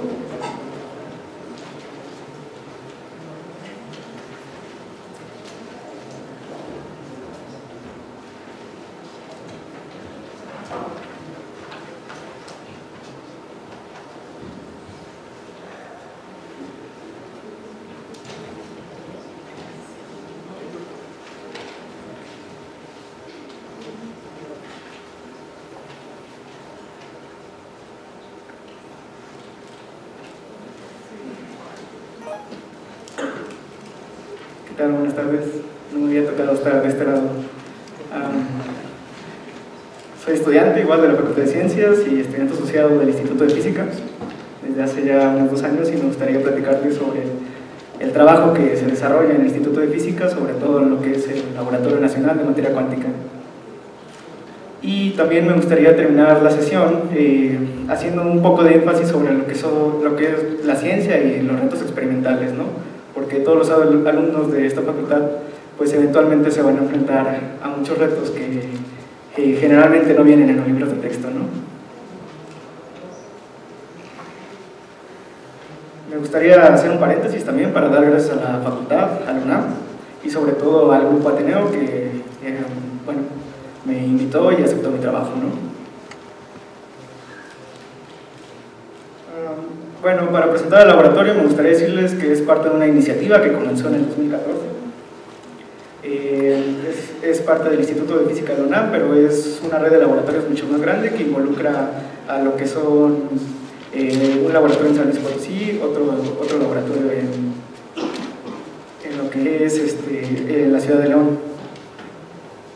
Y bueno, el laboratorio está a cargo del doctor Daniel Sahún Sánchez, que no está por aquí, pero es una excelente persona, y a lo largo de estos 2 años me gustaría presentarle una serie de trabajos que involucran lo que es la materia ultrafría, que justamente como su nombre lo indica son átomos que están alrededor de la escala de microkelvin o menos 272, un poquito menos grados centígrados, para que se den una idea. Y para tener átomos que tengan esta temperatura, pues se necesitan cámaras de ultravacío. ¿Eso qué quiere decir? Vamos a necesitar un espacio que esté extremadamente vacío, que no haya una molécula o algo así que genere una presión para llegar a estas temperaturas, ¿no? Y bueno, el proyecto se desarrolla básicamente en lo que son unas trampas magneto-ópticas, que le vamos a llamar, que son los dispositivos que van a atrapar a nuestros átomos, y un sistema de láseres que se van a encargar de enfriar esos átomos a la temperatura que ya les había mencionado. ¿Y por qué es que queremos hacer esto? ¿Qué es lo que nos está motivando a hacer esto? Porque a través de una técnica denominada four-way mixing, que es una técnica es una técnica láser, uno puede obtener una serie de fotones correlacionados, ¿no? ¿Y qué quiere decir que sean fotones correlacionados? Bueno, que comparten ciertas propiedades físicas, de una manera muy poética la comparten como parejas, es decir, lo que siente uno lo va a sentir el otro, y eso va a tener bastantes implicaciones en lo que sea la tecnología del siglo XXI o la ciencia del siglo XXI, porque sigue representando un enigma desde hace ya casi 100 años. Bueno, como les comentaba, la idea es concebir un sistema láser capaz de producir estos fotones correlacionados, y que una vez que compartan estas características, uno a través de ciertas ecuaciones puede obtener cuál es la identidad o cuál es el estado cuántico que están presentando, ¿no? Entonces, lo que siente una partícula, como le repito, es lo que va a sentir la otra partícula. Solo por poner un ejemplo, para no hablar de spines ni de cosas que sean un poco más enigmáticas, la idea es de que si una partícula gira en un sentido, entonces la otra partícula puede girar en el sentido inverso, ¿no? Eso quiere decir que si yo mido el estado de una partícula que está en cierto lugar del espacio, automáticamente por medir esa partícula yo ya sé que del otro lado, en algún otro lugar del espacio, como están correlacionadas cuánticamente, la otra partícula va a sentir esos efectos, y yo puedo determinar cuál va a ser el estado de esa otra partícula solo por haber medido a la primera, ¿vale? Y bueno, dicho objetivo va a tener aplicaciones sobre lo que es la metrología cuántica, va a tener aplicaciones también en lo que es la tomografía y por supuesto la información cuántica, ¿no? Entonces la idea es saltar de este paso de lo que es la información o la informática digital que vemos hoy en día, a dar un nuevo paso a lo que sería la información cuántica, que es prácticamente la misma informática, la misma información, pero ahora descrita a través de un sistema cuántico, es decir, a través de los átomos, ¿vale? Obviamente es un reto experimental bastante grande. El grupo está conformado por alrededor de 10 personas aquí en el Instituto de Física UNAM, y bueno, va a requerir de 3 pasos inicialmente. Ello es desarrollar, como les comentaba, las trampas magnéticas, también es desarrollar el sistema de láseres que nos van a generar estos átomos correlacionados, y un sistema de ultravacío o de alto vacío que es de alrededor de 10 a la menos 7 Torricelli, que afortunadamente ya se pudo obtener, digamos, estos experimentos, y la trampa magneto-óptica está en camino. Ahora, ¿qué es una trampa magneto-óptica en sí? Son trampas, aquí podemos ver un render de lo que sería la trampa magneto-óptica, que prácticamente son 2 bobinas en una combinación anti-Helmholtz. Es decir, una de las corrientes gira en un sentido y la otra corriente gira en otro sentido, ¿no? Y entonces también vamos a tener una cámara de vacío, que esto es la que va a generar la presión para poder empujar a los átomos, llevarlos a esta cámara y luego llevarlos hacia el experimento, ¿no? Aquí en esta cámara de cristal es donde se van a activar unos láseres que van a detener a nuestros átomos. Y la idea pues es la siguiente, tener un sistema láser donde en el momento en que los átomos, en este caso de rubidio, ya sea 85, 86, lleguen aquí, poder activar los láseres. ¿Y cuál es el reto experimental que vamos a enfrentar? Que bueno, alguien tiene que encender esos láseres y alguien tiene que sintonizar esos láseres y escribir cuál va a ser la frecuencia, ¿no? Y para ello vamos a necesitar sistemas de computadora bastante complejos o quizá relativamente algo caros, ¿no? Y escribir los programas de computadora que hagan eso. Entonces, eso es lo que se le denomina el sistema de control que se ha ido desarrollando durante estos últimos 2 años. Y bueno, como les comentaba, esta es la cámara de vacío. No puede haber ni una sola molécula de vapor de agua, no puede haber una impureza porque eso estaría alterando las mediciones pues, de nuestro sistema cuántico, ¿vale? Y una vez que los átomos lleguen aquí, pues ya están adentro, pero también hay que enfriarlos. Y hay que enfriarlos emitiendo ondas que desaceleren a los átomos porque, bueno, para algunos que no sepan, la cantidad de movimiento de ciertos átomos está relacionada directamente con su temperatura, ¿no? Entonces, mientras menos se muevan y mientras menos vibren estos átomos, van a estar más fríos. Entonces, los láseres nos van a ayudar a que se muevan cada vez en menos, más despacio, ¿no? Para obtener ese tipo de temperaturas. Entonces, también se van a tener que activar los campos magnéticos para poder fijar esta nube de átomos y después ir separando los átomos de poco en poco, ¿vale?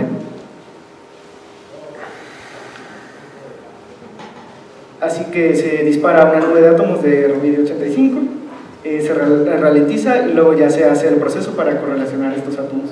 Y bueno, la idea es llegar a temperaturas de microkelvin y después es obtener las mediciones, hacer el experimento y decir, bueno, ¿qué es lo que está pasando ahí adentro?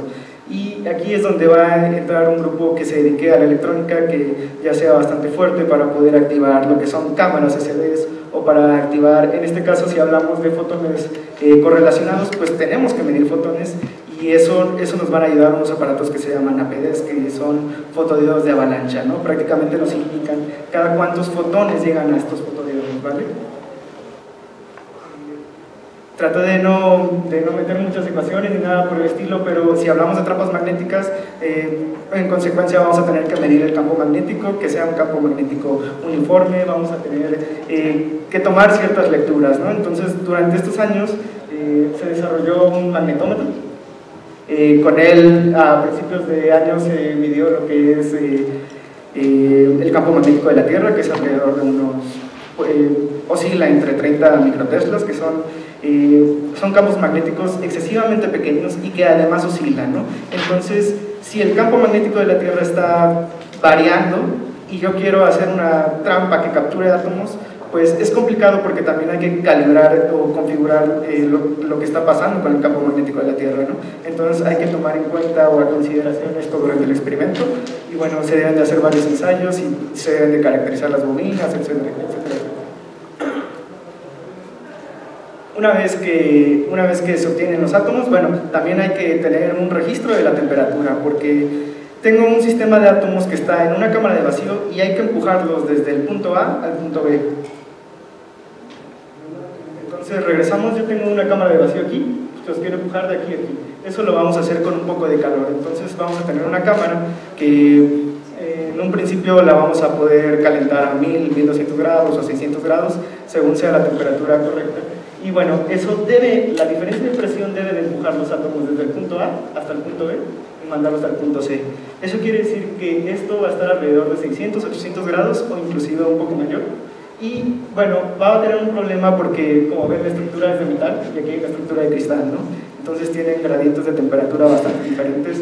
Y lo último que queremos en un experimento de estos es que la parte de cristal se rompa debido a la expansión del acero o del material que está aquí, ¿no? Porque evidentemente pues están conectados. Aquí también tenemos que tener un control de la temperatura bastante firme y para ello vamos a necesitar una serie de termopares que nos puedan garantizar qué temperaturas estamos registrando dentro del experimento antes de poder enfriar esos átomos. Y para ello vamos a tener que dibujar circuitos, ya sea electrónicos, que estén conectados a las computadoras, etc. Y bueno, les pongo este diagrama porque justamente a todos aquellos que se dedican a la ciencia, me gustaría invitarlos a que se involucren tanto en la física, pero a los retos que involucran la física. Eso quiere decir que el día de mañana quizá necesitan diseñar un circuito que amplifique las señales, ya sea de entrada, etcétera, para poder medir la temperatura. Entonces, algo que suena tan obvio para nosotros, es decir, cómo mido 20 grados centígrados, cómo mido 600 grados centígrados, eventualmente se va a ir volviendo una pesadilla, porque vas a tener que ir midiendo diferentes gradientes de temperatura en diferentes materiales, en diferentes lugares, y todo eso coleccionarlo dentro de una computadora, ¿no? Y bueno, aquí hay dos opciones: o contratas a un ingeniero que lo haga y te cobre muy caro, o simplemente tú lo haces, ¿no? Entonces, dada la situación en México, pues no te va a quedar de otra más que hacerlo. Y es un proceso bastante divertido, ¿no? Porque tienes que idear, tienes que ir solucionando problemas, y a fin de cuentas un físico es lo que hace, es solucionar problemas con las herramientas que tiene a la mano para poder dar solución y para poder llegar a un objetivo muchísimo más grande, ¿no? Que en este caso, como les comentaba, es poder tener fotones que estén correlacionados cuánticamente. Y aquí es la parte del experimento donde van saliendo pequeños detalles tras pequeños detalles, y es un conjunto de trabajo entre varias personas, porque evidentemente uno solo no lo puede hacer. Uno va a necesitar de ingenieros que le enseñen, uno va a necesitar de maestros, y uno va a necesitar de compañeros y amigos para platicar de ciertas dudas. En cuanto a la electrónica, el laboratorio cuenta con equipo bastante sofisticado. Sofisticado en el sentido de que tenemos tarjetas que pueden medir hasta en tiempos de 2 microsegundos. O sea, 2 microsegundos son 10 a la menos 6 segundos, para que se den una idea, ¿no? Entonces queremos registrar cada evento que está pasando en 10 a la menos 6 segundos. Entonces eso va a suponer pues un reto experimental, y aparte hay que organizar toda esa información que estás produciendo y analizarla a través de ciertos aparatos. Y bueno, en cuanto a lo que son los programas de computadora, la idea es escribirlo lo más sencillo posible. Se usó Python 3.5 en este caso, y bueno, es un programa principal que debe de controlar ya sea láseres, ya sea bobinas, ya sea cámaras SDs, ya sean fotodiodos de avalancha, entre otros pares de transistores. Entonces es un experimento bastante grande y debe de haber una coordinación, y uno debe de solucionar todos esos problemas a través de un programa central, y después devolver toda esa información de tal forma que un usuario pueda leerla y puede decir, claro, esto va a ser esto y lo siguiente me ayuda para esto. Bueno, como les comentaba, aquí hay un diagrama de lo que hace el programa de computadora, que prácticamente es encender las bobinas, como les comentaba, los SDs, los APDs, y hay una electrónica, ¿no?, que es la que nos va a dar la estadística del experimento, de lo que está pasando ahí dentro. Y como les comentaba, uno quiere enfriar átomos, y para enfriar átomos primero debe de dispararlos. Una vez disparados los láseres, una vez que llegan los átomos a la cámara, deben de encenderse los láseres de enfriamiento. Sin embargo, como hablamos de átomos, hablamos de estructuras bastante pequeñas, pues vamos a necesitar láseres que estén encendidos durante un periodo de 100 microsegundos, y después vamos a apagarlos durante 14 microsegundos en lo que la energía atómica cae, ¿vale? Entonces, aquí la línea azul es la que hace el experimento. El experimento dura alrededor de 10 microsegundos, hay que hacer la estadística de lo que está pasando en estos 10 microsegundos, y después, con la línea verde, alrededor de 12 microsegundos, es donde detectamos los fotones de lo que queremos ver, de lo que está pasando, y si realmente están correlacionados. Bueno, planteado el reto anterior, como les comentaba, es evidente que la tarea supone de un trabajo colosal. Prácticamente uno vive en el laboratorio junto a muchas otras personas que también hacen de su parte y hacen demasiado, cada quien se encarga de una tarea. Pero es muy interesante porque una vez, o sea, dadas las circunstancias, cuando vives dentro de un laboratorio y sales a las clases o sales con tus demás compañeros y ves a una persona que realmente le agrada la física, que realmente le apasiona, y después de todo lo que has pasado dentro de ese laboratorio, o sea, el único pensamiento que llega a tu cabeza es, ¿sabes? Probablemente el día de mañana yo necesite a un investigador como tú, ¿no? Un investigador que tenga la pasión, un investigador que no se quiebre cada vez que ve un problema. Entonces, el detalle es el siguiente.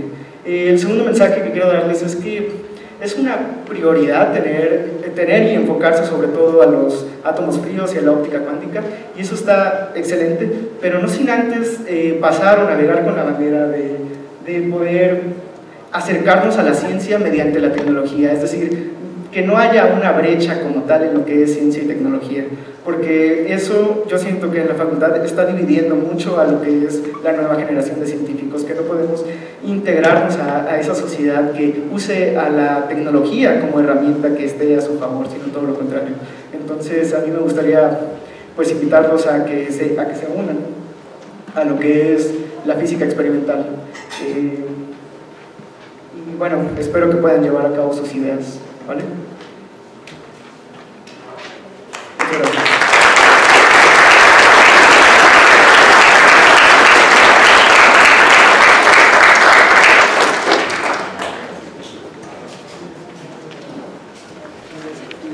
Traducen y va a ir contando las partículas para poder obtener un estimado de cuánta radiación está recibiendo el sensor. Como bien lo mencionaron, ahora me seleccionaron como parte de la tripulación 180 por parte de Mars Society, que es una sociedad en Estados Unidos, muy distinta a lo de NASA, es muy distinta a NASA, es una sociedad que hace investigación y quiere hacer posible el viaje a Marte. Formo parte de la tripulación 180, que es la primera tripulación latinoamericana, en el cual hemos propuesto un protocolo para medir la radiación basado en estos tipos de detectores, con el principio termoluminiscente y con la detección activa. Bueno, ¿por qué una misión análoga? Porque antes de poder ir a Marte necesitan como realizar todo este tipo de experimentos y probarlos para que en un futuro puedan ser muy viables. Todavía faltan muchos años. Y esta es la base de estación de desierto en Utah, Estados Unidos. Aquí está el hábitat, un invernadero y por aquí un observatorio astronómico. Y estos son igual miembros de alguna tripulación que fueron. Termino con esto, de que para motivar a que sigan haciendo ciencia es muy importante, y la ciencia, la educación y la tecnología son ejes que pueden transformar a nuestro país y lo están haciendo. Entonces, a lo largo de nuestro viaje por el universo, siempre nos hemos definido por la capacidad de superar lo imposible, y contamos estos momentos en los que nos atrevemos a ir más alto, a romper barreras, a alcanzar las estrellas, a hacer conocido lo desconocido, esos momentos en que somos uno con el universo. Y muchas gracias por su atención.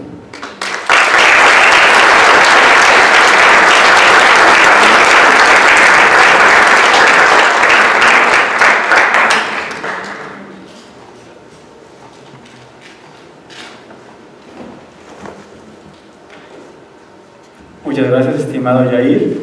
Y pues bueno,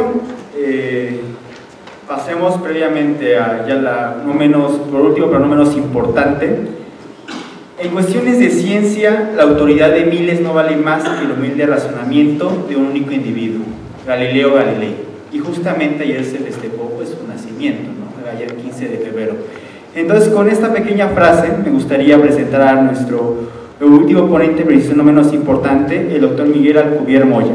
Él es director del Instituto de Ciencias Nucleares de la Universidad Nacional Autónoma de México. Estudió física en esta misma Facultad de Ciencias de la UNAM. En el año de 1990 hizo prácticamente su doctorado y posteriormente trabajó durante un tiempo en el Instituto Max Planck en cuestiones de agujeros negros. Actualmente se ha desempeñado como tal en el Instituto de Ciencias Nucleares en distintos proyectos, sobre todo con una investigación sobre la relatividad numérica, un esfuerzo para emplear ordenadores para formular y solucionar unas ecuaciones físicas formuladas por Albert Einstein. Entonces, sin más preámbulos, yo invito al doctor Miguel Alcubierre que pase con un fuerte aplauso, por favor.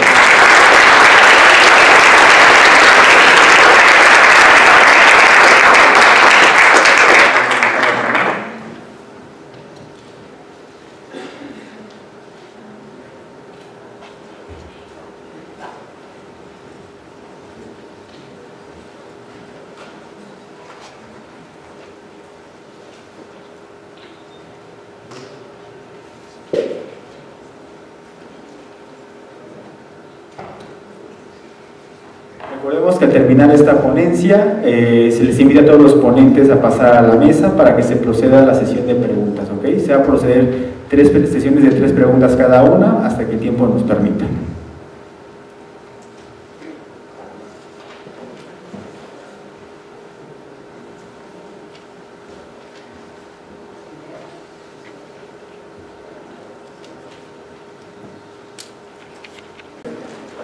recordaron que yo estoy aquí, siempre es bueno regresar. Yo les voy a hablar de un tema que está muy cercano a mi corazón, seguramente han oído hablar de él, todos los físicos, al menos que hayan estado escondidos del último año, y acabamos de cumplir un año, hace nada, el día 11 de febrero, del primer anuncio de la detección de ondas gravitacionales. Entonces voy a hablar un poquito de qué son las ondas gravitacionales, por qué es tan importante detectarlas y un poco cómo las detectaron. Lo voy rápido porque pensé que iba a tener media hora, ya ven que nomás son 20 minutos, entonces voy a tener que ir un poquito rápido. Entonces voy a empezar hablando un poquito de la gravedad. Las ondas gravitacionales evidentemente tienen que ver con gravedad. Y teníamos una teoría de la gravitación desde el siglo XVII, gracias a Newton, la gravitación universal. Esa teoría es muy bonita y la usamos todavía, que no les cuenten que no, para mandar naves a Marte y demás. Siempre usamos la teoría de Newton, usamos la teoría de Einstein, pero tiene un problema teórico que ya se conocía desde hace más de 100 años. Eso se conocía desde la época de Newton, se llama la acción a distancia. En la teoría de Newton resulta que si tienen dos objetos masivos, el Sol, la Tierra, dos estrellas, y uno mueve a un objeto, el otro objeto se entera de manera instantánea. Esto es feo, era feo desde la época de Newton. Los críticos contemporáneos a Newton le decían esto es muy feo. Y Newton decía, sí, tiene toda la razón, está horrible, pero no sé cómo arreglarlo. Si a ustedes se les ocurre qué hacer al respecto, al menos. Claro, no se les ocurrió. Entonces la cosa se quedó así, cientos de años, como un problema molesto en la teoría de Newton, y se puso peor cuando apareció Einstein. Al principio del siglo XX, Einstein desarrolló la teoría especial de la relatividad, de la que no les voy a entrar en ningún detalle, pero una de las cosas importantes de la teoría de la relatividad es que una de sus consecuencias es que nada puede viajar más rápido que la luz. Ninguna interacción física puede viajar más rápido que la luz. Ni la gravedad ni nada. Y si de acuerdo a Newton la gravedad era instantánea, pues eso violaba la teoría de la relatividad. Entonces ya era no nomás un problema que estuviera fea, sino era un problema que violaba una teoría física muy importante.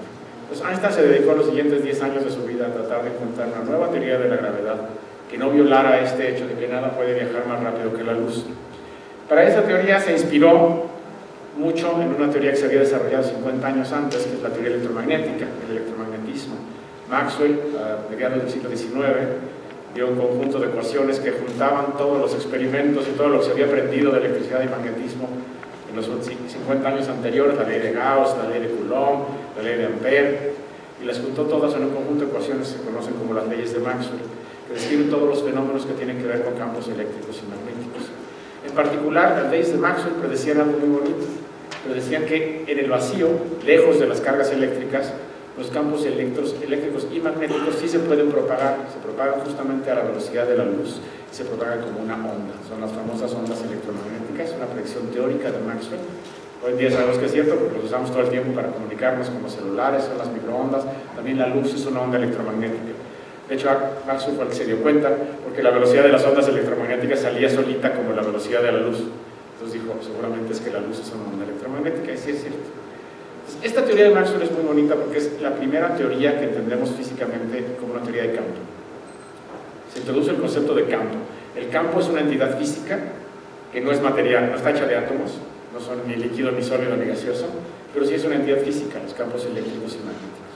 Entonces estaba esta teoría dando vueltas por ahí y a Einstein se le ocurre que a lo mejor la gravedad puede describirse como una teoría de campo. Y se pone a trabajar en esta nueva teoría de campo. Finalmente, después de 10 años lo logran, no voy a entrar en detalles. Es una teoría muy complicada, se llama la relatividad general, muchísimo más complicada que la de Maxwell, pero es finalmente una teoría de campo, en donde la gravedad ya no se propaga de manera instantánea, sino se propaga a la velocidad de la luz. Y, igual que en el caso de la teoría de Maxwell, en la teoría de Einstein hay ondas gravitacionales. Hay ondas de gravedad, que son perturbaciones en el campo de gravedad, que se producen cuando se mueven objetos muy masivos, perturban el campo, se produce una onda que va hacia afuera justamente a la velocidad de la luz. Entonces Einstein predijo ya en 1916 que iban a existir estas cosas que llamaban ondas gravitacionales. Ahora, hay un par de problemas. Primero, las ecuaciones de la relatividad general son enormemente complicadas. Entonces, para predecir las ondas gravitacionales, las matemáticas son tan complicadas que la gente no las entendía del todo. Entonces, se hacían muchas bolas, los mismos físicos. Y durante mucho tiempo no estaban seguros si la predicción era correcta o no. Incluso el mismo Einstein, en 1936, llegó a dudar de que las ondas gravitacionales existían. Y en alguna ocasión, mucho antes, por ahí en los 20, ese otro señor que les pongo ahí, que es Arthur Eddington, declaró que las ondas gravitacionales se propagaban a la velocidad del pensamiento, lo cual era una burla. Quería decir que eran imaginarias, que no existían. Este debate duró décadas. Se terminó finalmente en los 50 del siglo pasado, cuando se demostró teóricamente que las ondas gravitacionales tenían que llevar energía, y si llevan energía no podían ser imaginarias, tenían que ser reales. Entonces los físicos se convencieron de que seguramente tenían que existir, pero no se habían detectado. No se detectaron sino hasta el año pasado. ¿Cómo se producen? Las ondas gravitacionales se producen cuando tengo sistemas de materia con enorme campo, con campos gravitacionales muy intensos, moviéndose unos respecto a otros, por ejemplo estrellas, pero no cualquier estrella. La gravedad es muy débil, a lo mejor eso les llama la atención, porque la gravedad es la fuerza que domina nuestras vidas, y me caigo de aquí me rompo el pie, culpa de la gravedad. La gravedad es muy débil. Para que se den una idea, si tomen un electrón y calculen el campo gravitacional de un electrón a 1 metro de distancia y el campo eléctrico del electrón a 1 metro de distancia, resulta que el campo eléctrico es 40 órdenes de magnitud más grande que el campo gravitacional del electrón. O sea, un 1 con 40 ceros. Eso más grande. La gravedad del electrón es completamente especial. La gravedad es muy débil. Y como la gravedad es muy débil, si quieren producir ondas gravitacionales razonablemente grandes, necesitan mover monstruos, necesitan mover estrellas de neutrones, o necesitan mover agujeros negros, y necesitan moverlos a velocidades cercanas a la de la luz, por lo menos el 10 o 20% de la velocidad de la luz, para poder producir en algún lado una onda gravitacional que tuviéramos la esperanza de detectar. La cosa cambió también en los 70s, dejaron de ser una cosa completamente teórica en los 70s, porque se descubrió un sistema muy bonito, un sistema parecido al que les puse aquí atrás, que son 2 estrellas que están dando vueltas. Entonces se descubrió un sistema, el primer sistema de nuestra galaxia, de 2 estrellas de neutrones que dan vueltas en una órbita binaria, una respecto a la otra. Le dicen el púlsar binario. Cuando oigan la palabra púlsar, es una estrella de neutrones.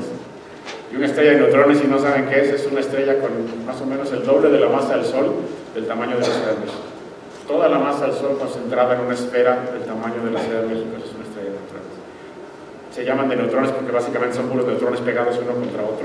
Es como un núcleo atómico gigantesco de puros neutrones. Entonces descubrió el primer sistema binario en nuestra galaxia de 2 estrellas de neutrones, en el 74.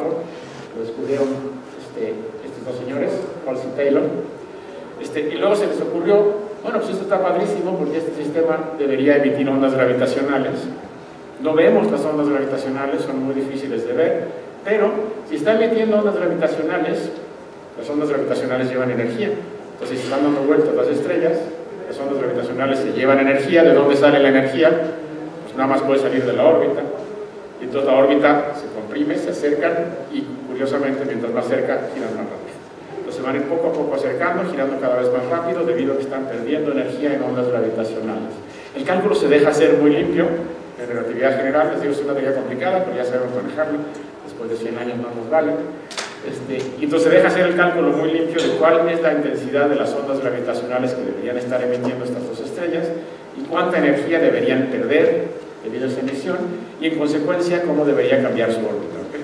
Y esta gráfica que les muestro aquí tiene 2 cosas. Tiene una línea negra continua, que es la predicción de la relatividad general de Einstein de cómo debería cambiar la órbita de las estrellas de neutrones por pérdida de energía en ondas gravitacionales, y los puntitos negros que ven son las observaciones astronómicas durante poco más de 30 años. Y coinciden precioso, como verán.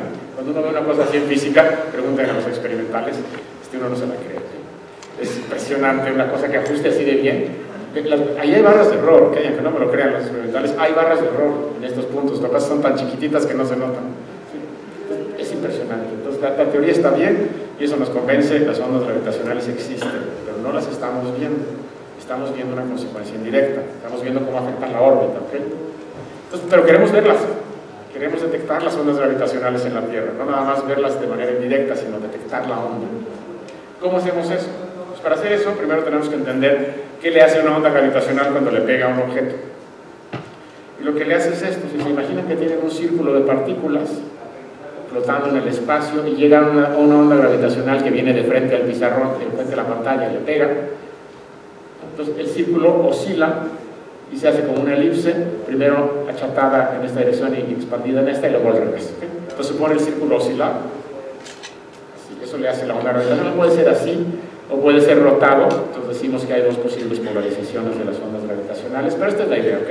Pega una onda gravitacional, me pega de frente, me hace alto y flaco y luego chaparro y gordo, y alto, flaco y chaparro y gordo hasta que pasa, ¿ok? Esa es la idea. Entonces bueno, hay que buscar eso cuando pase una onda gravitacional por aquí. El problema es otra vez, como les comentaba hace un rato, la gravedad es muy débil. La gravedad es tan débil que cuando pasa una onda gravitacional por aquí, producto, digamos, de una supernova en nuestra galaxia, o del choque de dos estrellas de neutrones más o menos cerca, digamos, en la galaxia de Andrómeda o algo así, y le pega a un círculo de partículas de 1 metro de diámetro, entonces lo pone a oscilar una distancia equivalente a 10 a la menos 21 metros. 10 a la menos 21 metros, para que se den una idea, es la millonésima parte del diámetro de un solo protón. Agarren un protón, 1.000.000 de veces más chiquito que eso es lo que un círculo de 1 metro se pondría a oscilar.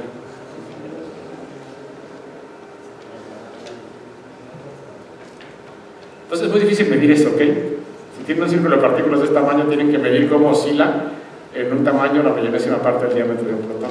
Afortunadamente el efecto crece con la distancia, entonces en lugar de poner un círculo de partículas así, pongan un círculo de partículas de 1 kilómetro. Y entonces ya es un poquito más fácil de medir, ya nada más tengo que medir la milésima parte de un protón y no la millonésima parte. Entonces eso fue lo que hicieron, ¿ok? Entonces la gente construyó, vamos a brincar esta porque si no me voy a quedar sin tiempo, pero la gente construyó detectores de ondas gravitacionales a finales de la década de los 90 y principios de este siglo en varios lugares del mundo. Hay esencialmente 4 proyectos en este momento, 2 que se llaman el proyecto LIGO, que viene de las siglas en inglés de Large Interferometer Gravitation Observatory, observatorio gravitacional por interferometría láser. Son en Estados Unidos, se construyeron 2, son interferómetros, aquí lo ven, son 4 kilómetros de aquí a acá y 4 kilómetros de acá. Un interferómetro es un lugar donde hay rayos láser rebotando de aquí para acá y de aquí para acá, que hay espejos, rebotan y se recombinan aquí y se ve cómo interfiere la luz consigo mismo.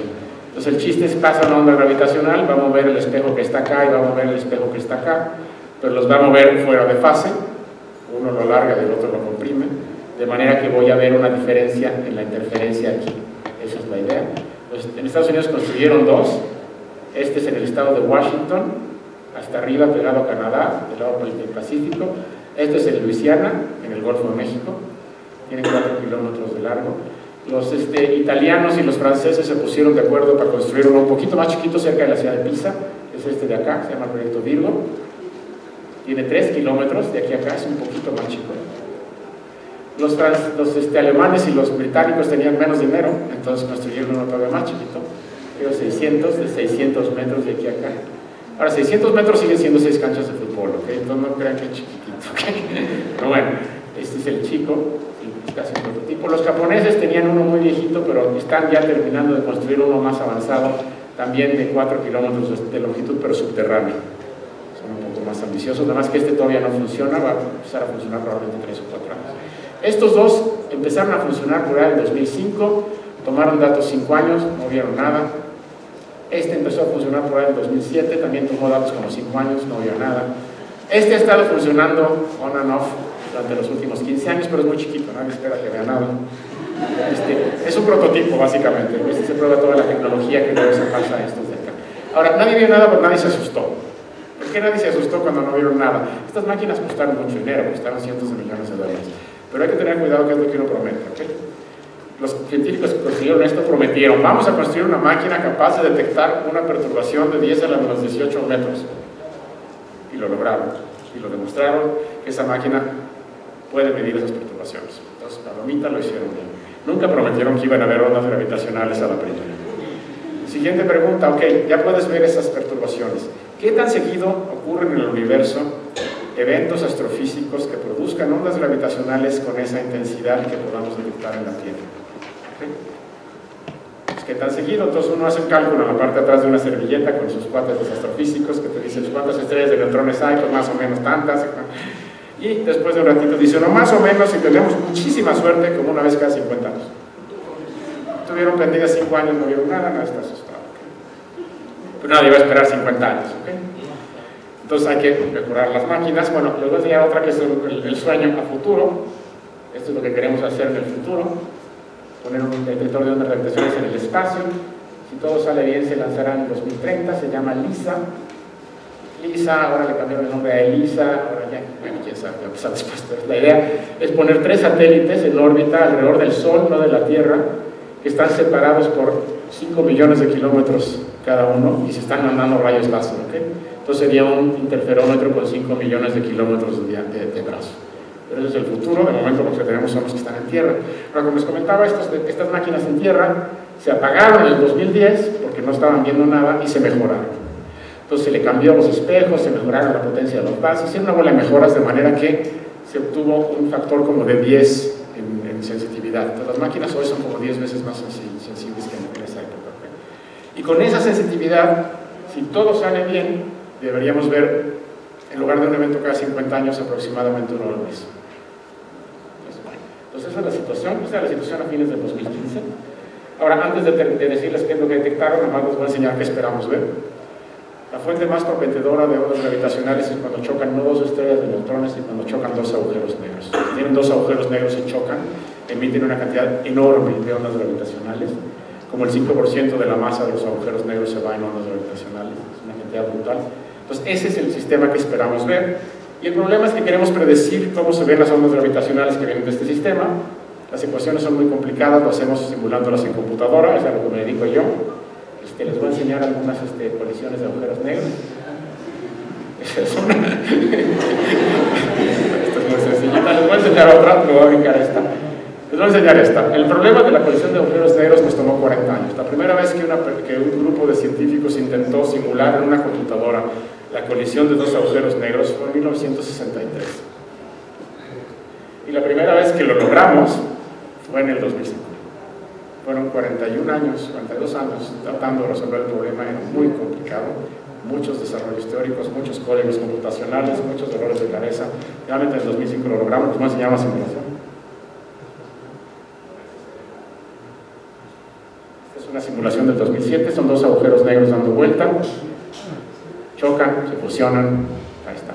¿Sí? Aquí lo que ven es la intensidad del campo gravitacional, por eso el enorme pico que formalmente es infinito en un agujero negro.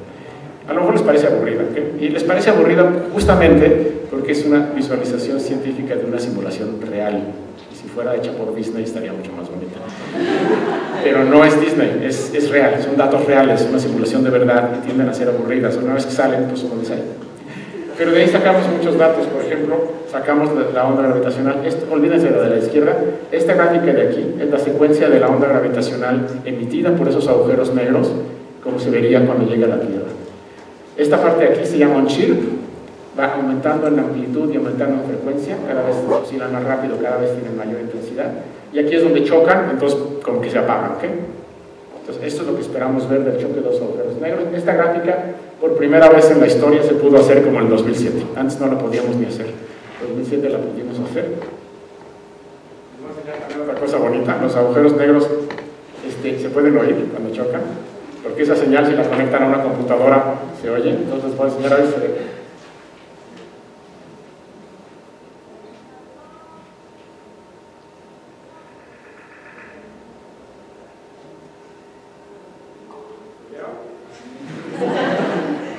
Choque de dos agujeros negros, 1.5 metros a la escala.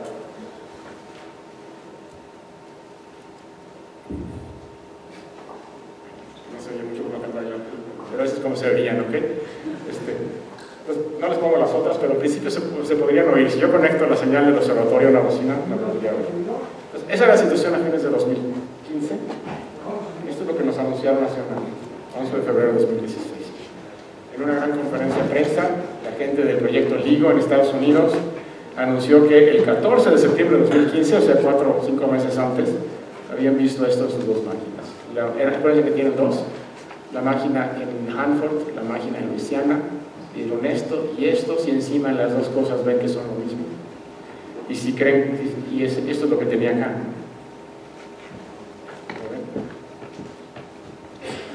Ahí está. De hecho, aquí es un zoom del anterior. Esta es una predicción teórica de una simulación numérica de lo que pasa cuando chocan dos agujeros negros. Esto es lo que vieron. Entonces, las ondas gravitacionales se detectaron. Cuando yo vi esto me dieron ganas de llorar. A partir de aquí uno puede sacar datos de los agujeros negros. Estos fueron dos agujeros negros con estas masas, 29 veces y 36 veces la masa del Sol, respectivamente, a una distancia de aproximadamente 1.300 millones de años luz de la Tierra, que dice LIS, pero debe ser luz. El agujero negro final también se puede ver de aquí y tiene una masa de 62 masas solares. Si saben sumar, verán que 29 más 36 no es 62, es 65. ¿Qué pasó con los otros tres? Faltan 3 masas solares. ¿Qué les pasó? Se convirtieron en energía, E igual a mc al cuadrado. ¿Energía de quién? De las ondas gravitacionales. Para que se den una idea, y aquí ven la escala de tiempo, ¿ok? Está en segundos, punto 3, punto 35, punto 4, de aquí acá son como 10, como punto 1 segundos, una décima de segundo. Entonces en una décima de segundo se convirtieron 3 masas solares en energía. Es el sistema más luminoso que conocemos en el universo. Bueno, más fue muy cortito. Duró una décima de segundo, pero durante esa décima de segundo fue más luminoso que todo el resto del universo visible junto. La diferencia es que no era luz, entonces no era luminoso en luz, era luminoso en ondas gravitacionales. Y les voy a poner también aquí cómo se oye, a ver si esta la pueden oír. Estos son los datos.